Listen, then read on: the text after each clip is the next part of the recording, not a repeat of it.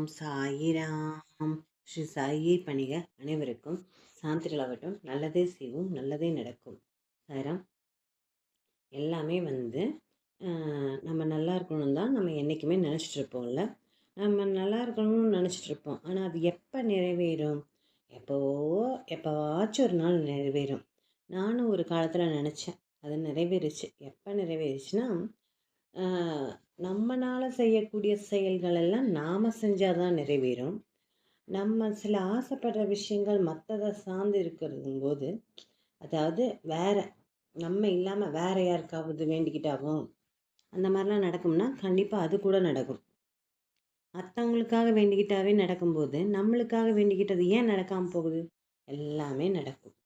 இப்போது நான் இப்படி இருக்கேன் அப்படி இருக்கேன்னா நான் எப்படி இருக்கேனோ அதுலேருந்து கொஞ்சம் மாறணும். அது உடம்புனாலையும் சரி, உடம்புனாலன்னா என்ன மேக்கப் போடுறதெல்லாம் கிடையாது. கொஞ்சம் லைஃப் ஸ்டைலை மாறிக்கணும். என் தம்பிக்கு 41 வயசு வரைக்கும் கல்யாணமே ஆகலை. நான் அதனால் என்ன நினைப்பேன்னா, ஏன்டா அவனுக்கு பா அவனோட சூழ்நிலை அந்த மாதிரி ஆயிடுச்சு. எல்லாரும் சொன்னாங்க, நீ அக்காவாக இருந்துட்டு நீயே பார்க்கலைன்னா அவனுக்கு யார் பார்ப்பாங்க அப்படின்னாங்க. ஆனால் என்னென்னா எங்கள் வீடு குறுகலாக இருக்கும். அவன் டேலி முடிச்சுட்டு அப்போ +2 முடிச்சுட்டு டிகிரி படிச்சுட்டே இருந்துட்டு டேலி கம்ப்ளீட் பண்ணி அதுக்கு டியூஷன் எடுத்துட்டு கம்பெனியே கோயம்புத்தூரில் போய் அக்கௌண்ட்டாக இருந்தான். அக்கௌண்ட் பண்ணிட்டு கொடுத்துட்டு வருவான். டெய்லி காசு வரும். எவ்வளோ சம்பாதிக்கிறான்னு அவளுக்கே தெரியாது. அந்த மாதிரி ஒரு விஷயத்தில் இருக்கும்போது பார்த்தீங்கன்னா, இப்போ ஒரு வீடு குடியிருப்பாங்க. அந்த காலத்தில் நெட்டாக ஒரு வீடு இருக்கும்ல. முதல்ல ஹாலு, அதுக்கப்புறம் பெட்ரூமு, அப்புறம் கிச்சனு, அப்புறம் பின்னாடி பின்னாடி இந்த லெட்டின் பாத்ரூம் அந்த மாதிரி இருக்கும்ல. அதில் எங்கள் அம்மாவுக்கு வீட்டுக்கு பாதி, எங்கள் சித்திக்கு பாதி அப்படின்ற மாதிரி இருந்துச்சு. எங்கள் அப்பாவுக்கும் எங்கள் சித்தப்பாவுக்கும். அதனால எங்கள் அப்பா சொன்னார், ஆளுக்கு 2 ரூம் வச்சுக்கலான்னு சொன்னார். எங்கள் சித்தி கேட்க மாட்டேன்ட்டாங்க. இல்லை இல்லை இப்படின்னு ஸ்ட்ரைட்டாக தான் வேணும்னு. அது ஸ்ட்ரைட்டாக பிரிச்சோன்னா என்ன ஆயிடுச்சுன்னா, ஒரு கட்டல் போட்டால் ஒருத்தங்க தான் நடக்கிற மாதிரி இருக்குது ஸ்ட்ரைட்டாக. இடையில குறுக்கு சுவர் வச்சுருக்காங்க. இந்த 3 4 ரூமுக்கு இடையிலையும் குறுக்கு சுவர் இருக்குது. அப்போது ஒன்றுமே பண்ண முடியல. நான் சின்ன பிள்ளையாக இருக்கும்போது போனேன்னா, கீழே நான் படுத்தப்போ தம்பிங்க 2 பேரும் எனக்கு அந்த சைடு ஒருத்தன் இந்த சைடு ஒருத்தன் படுத்துப்பாங்க. கொஞ்சம் பெருசாக 1 பை 1 கீழே படுத்துருந்தோம். அப்புறம் சங்கடப்பட்டவனுங்களாம் பெரிய பையனுங்களாயிட்டாங்க. எப்படி அங்கே கூட்டிகிட்டு போயிட்டு காலையில் போனோம்னா சாயங்காலம் வந்துடுவோம், இருக்க மாட்டோம். இப்போ எங்கள் அம்மா ரொம்ப வருத்தப்படுவாங்க. எனக்கு அப்போல்லாம் இந்த அளவுக்குலாம் அறிவு இல்லை. அறிவு இப்போவும் இல்லை தான். இவர்கிட்ட ஏதாவது நம்மளுக்கு தெரிஞ்சது சொன்னோம்னா, நீ எல்லாம் பெரிய அறிவா? நீ சொன்னதை யார் வேணாலும் கேட்கலாம். நான்லாம் நீ சொன்னதை கேட்க மாட்டேன்பாரு. கேட்டிருந்தா கொஞ்சம் மாறி இருக்குமோ என்னமோ தெரில. நிறைய ஆம்பளைங்களுக்கு ஈகோ ஆம்பளைன்ற ஒரு தெனாவெட்டு இருக்குது. ஏன்னா தெனாவெட்டுன்னு சொல்கிறதுக்கு மன்னிச்சுக்கோங்க. தானாக ஒரு இதில் வந்துருச்சு. அதுக்கு பார்த்தீங்கன்னா என்னென்னா, அவங்களுக்கு அப்படி ஒரு கெத்தாக இருக்கும் போல இருக்குது. நீ சொல்கிறதெல்லாம் நான் கேட்குறதா? நீ சொல்கிறதெல்லாம் நான் கேட்க முடியாது. அப்போல்லாம் உன் இஷ்டத்துக்கெலாம் ஆட முடியாது அப்படின்லாம் சொல்லுவாங்க. அது அந்த ட்ரிங்க்ஸ் பண்ணிக்கும்போது ஓவராக பேசுவார். மனுஷனுக்கு டென்ஷனாக ஆகும். அது எதுக்கு தான் அப்படி பேசுகிறாங்கன்னு தெரியல. நம்ம ஒரு நல்லது விஷயத்துக்காக தான் சொல்லுவோம். ஒரு பக்கம் ஒரு விஷயத்துக்காக அலைய போகிறோம்னா அது முன்ன பின்ன ஆகும். கையில் காசு இருந்துச்சுன்னா போகிற பக்கம்லாம் எவனாவது ஒருத்தன் வருவான். அவனுங்க மூலியமாக போட்டு ஒன்றுமே சாப்பிடாமையே வெறும் வயிற்றுலேயே போட்டு தான் அவரோட இதே ஆயிடுச்சு. சொன்னதை கேட்டிருந்தா மாறி இருக்கும்னு நினைக்கிறேன். கடைசியில் என்னென்னா, இந்த பொம்பளை பிள்ளைங்களுக்கு மட்டும் ஒரு கெட்ட பேர் வருது. என்னென்னா, இதுக்கு சரியாக குடும்பத்தை பார்க்கல பிடிக்கலன்னு. ஒரே ஒரு விஷயம் மட்டும் சொல்கிறேன், யாரும் தயவுசெய்து அப்படி சொல்லிடாதீங்க. ஏன்னா முழுக்க பாதித்தது நான்.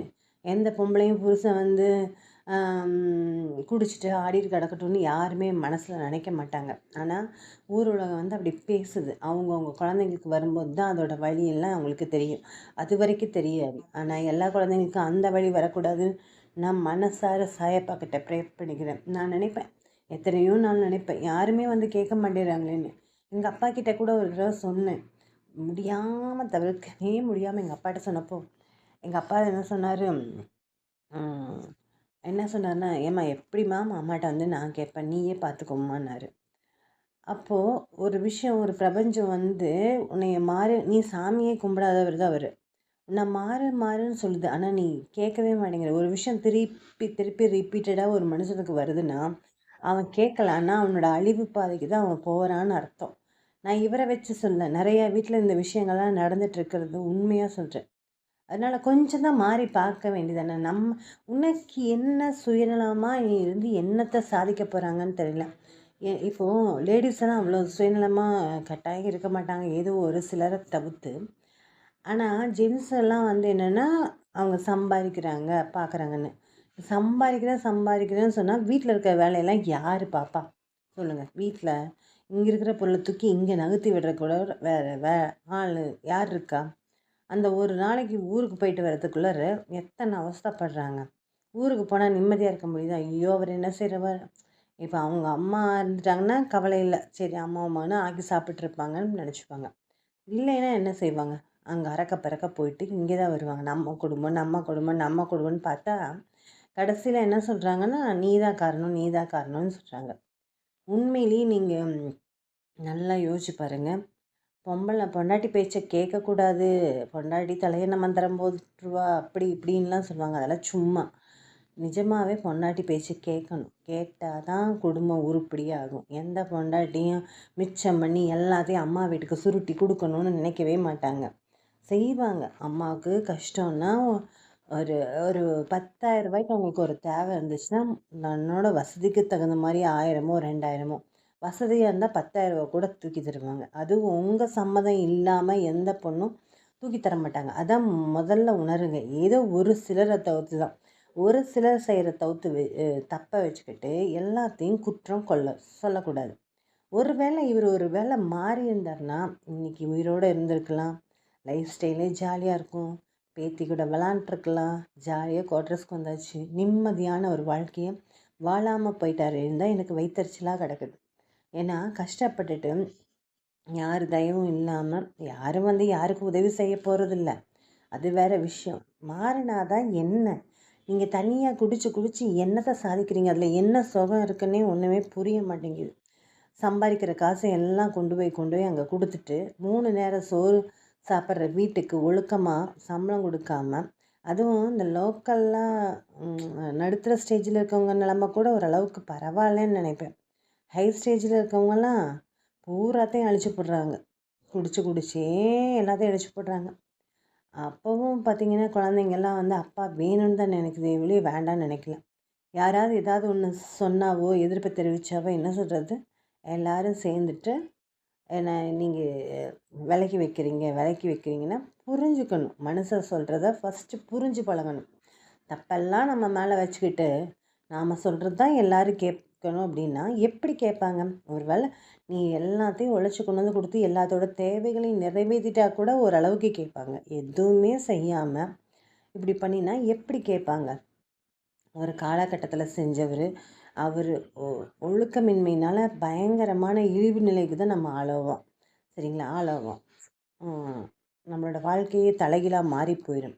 அழகான வாழ்க்கையை வாழ்கிறதுக்கு வந்தோமா, குடிச்சு கெட்டதுக்கு வந்தோமான்னு எனக்கு தெரியல.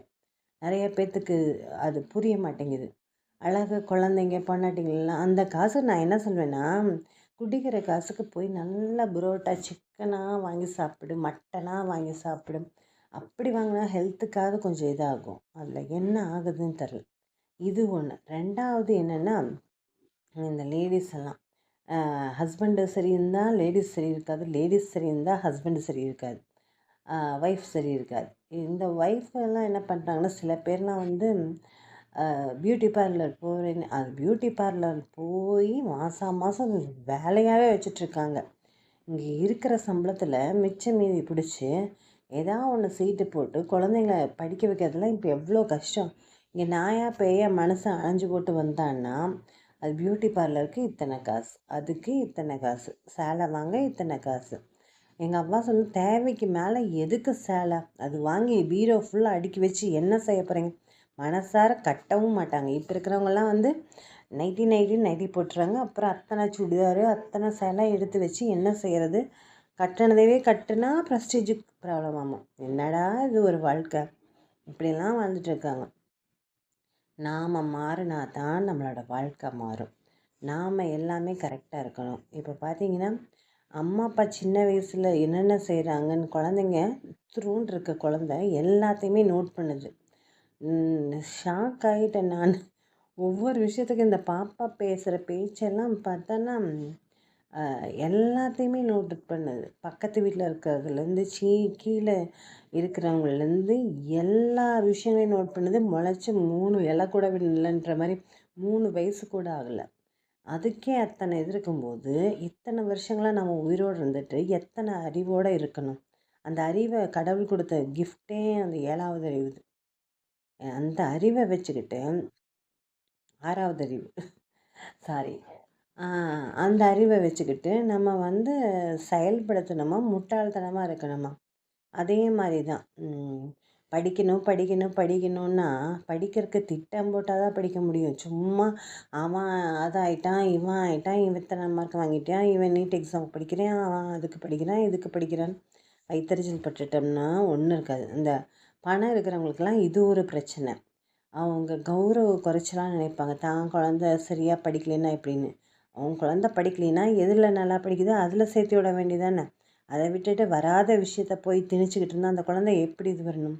இந்த மாதிரி ஒரு சின்ன சின்ன விஷயங்களில் பெரியவங்களை மட்டும் நான் குறை சொல்லலை, சின்னவங்களையும் தான் குறை சொல்கிறேன். ஏன்னா அவங்களும் தன்னுடைய குறைகளையெல்லாம் மாற்றிக்கணும். பிடிவாத குணத்தை மாற்றிக்கணும். இதே தான் வேணும்னா அதே தான் வேணும்னு கேட்பாங்க. அதே தான் வேணும்னு கேட்டால் அது வாங்கி கொடுக்கக்கூடாதுன்னு சொல்வேன் நான். அழுகட்டும், கொஞ்ச நேரம் அழுகுமா, அப்புறம் மாறி போயிடும். அதுக்கப்புறமா ஒரு நாள் அவங்களுக்கு பிடிச்ச ஒரு நாள் பர்த்டே எல்லாம் அதை வாங்கி கிஃப்ட்டு கொடுக்கலாம். சரியா? எந்த ஒரு விஷயங்களையும் டக்குன்னு நிறைவேறினா அது மதிப்பு இல்லாமல் போயிடும். ஆனால் அது மதிப்பே இல்லாமல் போயிடும்ன்றதுக்காக நம்ம இழுத்தடிக்கவும் கூடாது. எல்லா விஷயங்களையும் பொறுமையும் நம்பிக்கையும் கடைபிடிக்கணும். ஒவ்வொருத்தரும் யார் யார் என்னென்ன விஷயத்துக்காக மாறணும்னு நீங்கள் நினைக்கிறீங்களோ அந்த விஷயத்தில் நீங்கள் மாதிரி கரெக்டாக இருக்கிறீங்களான்னு பார்த்துக்கணும். சரியா? எந்தெந்த வீட்லையெல்லாம் நான் பொண்டாட்டி பேச்சவே கேட்கணும்னு சொல்ல வரல. எந்தெந்த வீட்லையெல்லாம் பொண்டாட்டி பிள்ளைங்களாம் சந்தோஷமாக இருக்காங்களோ அந்த வீடு தாங்க சுபிட்சமாக இருக்கும், நிறைவாக இருக்கும், நிம்மதியாக இருக்கும், சந்தோஷமான ஒரு ஆனந்தம் விளையாடும் வீடுன்னு சொல்லுவாங்களா அந்த மாதிரி அமைஞ்சிருக்கும். அதனால் நீங்கள் ஃபஸ்ட்டு மாறுங்க. எல்லாமே ஆட்டோமேட்டிக்காக மாறிடும். மாற்றத்தை ஏற்படுத்துறதுக்கு தான் சாயப்பா வந்திருக்காரு. அதனால் நீங்கள் மாறிடுவீங்க. மாறலினாலும் மனசை குச்சி வச்சு அடிப்பார். டே இப்படி பண்ணுறான் அப்படி பண்ணுறான்னு அடிப்பார். அப்போ ஒழுகுமா கண்டிப்பாக மாறித்தான் ஆகணும். அதனால் மாறிட்டோம்னா எல்லாமே நம்மளுக்கு ஈஸியாகிடும். நாமளும் யார் யார் எப்படியெல்லாம் இருக்காங்க பாரு, நான் இப்படி இருக்க முடியலையேன்னு நினச்சிருக்க வாழ்க்கையெல்லாம் கண்டிப்பாக உங்களுக்கு கிடைக்கும். அதில் எந்தவித டவுட்டுமே இல்லை. நீங்களாம் ஒரு சிறப்பான வாழ்க்கை தான் வாழப்பீங்க. இன்னொரு விஷயத்த சொல்லி முடிச்சுக்கிறேன். நாம் நமக்காக மட்டும் இல்லைன்னா கடவுளுக்காக வேணுனது கூட நம்மளுக்காக படிக்கும். நான் ஐஸ்வர்யா சாயப்பா கோயிலுக்கு போயிட்டு இருந்தேன்னு சொன்னேன்ல, எனக்கு ஆசையாக இருக்கும். அவருக்கு 150 ரூபா தான் அந்த காட்டன் வேஷ்டி கலர் கலராக இருக்குமே, அது வாங்கி தரணும்னு ஆசைப்படுவேன். ஆனால் அப்போல்லாம் 100 ரூபாய்க்கு கஷ்டமாக இருக்கும். நான் எப்படி போய் வாங்கி தர முடியும் அப்படின்னு யோசிச்சுட்டு இருக்கும்போது, நான் எந்த கலர் வாங்கி அவர் கட்டணும் அப்படின்னு நினச்சிட்டு அங்கே போகிறேனோ அந்த கலரை கட்டி உட்காந்துட்ருப்பார் மகராசா.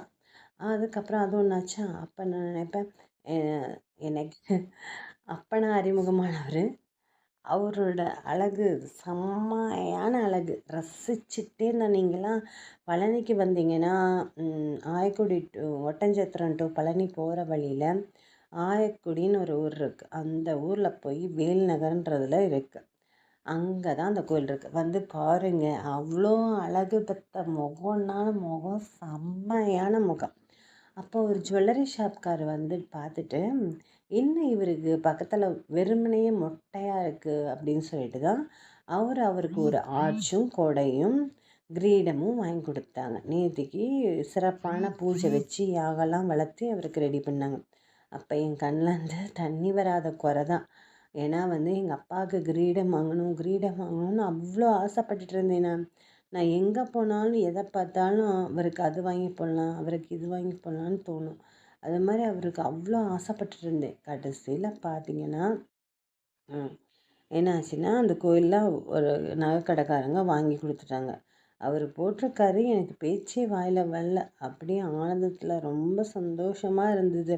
நம்ம கடவுளுக்கு இது இல்லையே அது இல்லையே நான் அவருக்காக நிறைய வேண்டுவேன். சாயப்பா யார்கிட்ட போய் கேட்குறதுன்னு தெரியல. நான் கேட்டாலாம் கொடுக்க மாட்டாங்க. உங்களுக்கு யார் விருப்பமோ அவங்கக்கிட்ட நீங்களே கேட்டு வாங்கிக்கன்னு அவர்கிட்ட பலமாக சொல்லி வச்சுருக்கேன்.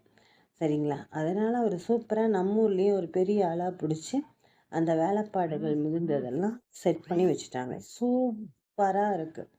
சாயப்பா செம்ம மாசாக இருக்கார்.